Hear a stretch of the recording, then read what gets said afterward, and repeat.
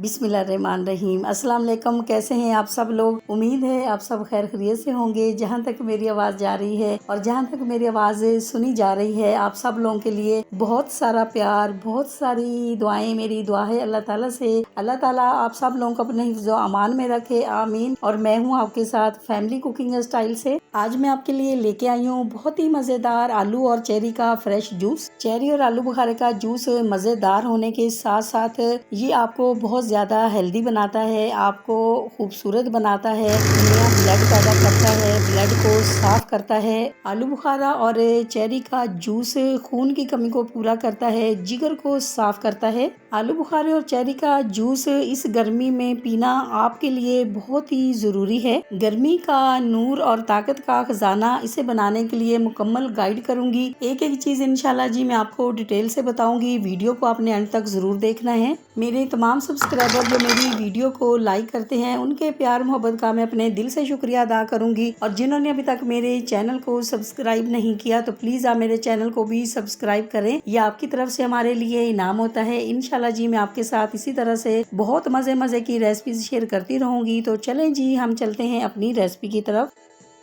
चलें जी, जूस बनाने की तरफ चलते हैं। ये चेरीज लिए हमने और आलू बुखारा लिया है, बिल्कुल फ्रेश है। आपने जब अपने घर पे बनाना है तो आलू बुखारा चेरीज जितने आपने लेने, जितना जूस बनाना है आप उतने ले लें। सबसे पहले इसकी ये जो डंडी है ये निकाल देंगे। आलू बुखारा और चेरी का सीजन है और बाजार में बहुत ही खूबसूरत आलू बुखारा आया हुआ है। और जब भी आप लाएं तो आप इसको वॉश बहुत अच्छी तरह से करें, क्योंकि इसके ऊपर बहुत ज्यादा उन लोगों ने केमिकल्स वगैरह लगाए होते हैं, तो इसको वॉश करना जो है बहुत ज्यादा जरूरी है। आलू बुखारे की भी इस तरह से हमने कटिंग कर ली है। गुठली जो इसकी है वो हमने निकाल दी है। आलू बुखारे की गुठलियां जो है निकालने के बाद हम ब्लेंडर जग में इसको ऐड करेंगे, चेरी और आलू बुखारे को। आलू बुखारे का फ्रेश जूस पीना, आप यकीन करें, ये नया खून पैदा करता है, खून को साफ करता है, जिगर को साफ करता है और आपको बहुत सारी बीमारियों से बचाता है।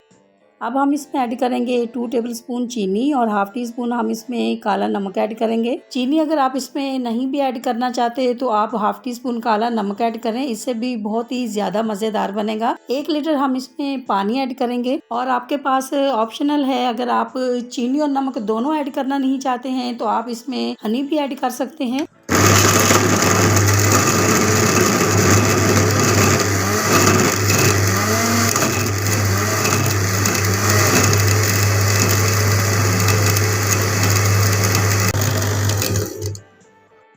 अब हम क्या करेंगे, अब हम स्टेनर से इसको स्टेन कर लेंगे। और अगर आप स्टेन नहीं भी करें, नहीं करना चाहते तो आप नहीं करें, आप ऐसे भी पी सकते हैं, क्योंकि इसमें चेरी के बीज हैं या फिर छिलके हैं, तो स्पून से जो बीज हैं उनको आप हटा दें। अब हम इसमें बर्फ ऐड करेंगे। माशाल्लाह आलू बुखारा और चेरी का जूस हमारा ठंडा ठंडा बिल्कुल रेडी हो चुका है, तो आपने भी जरूर ट्राई करना है। फाइनल लुक की तरफ चलते हैं।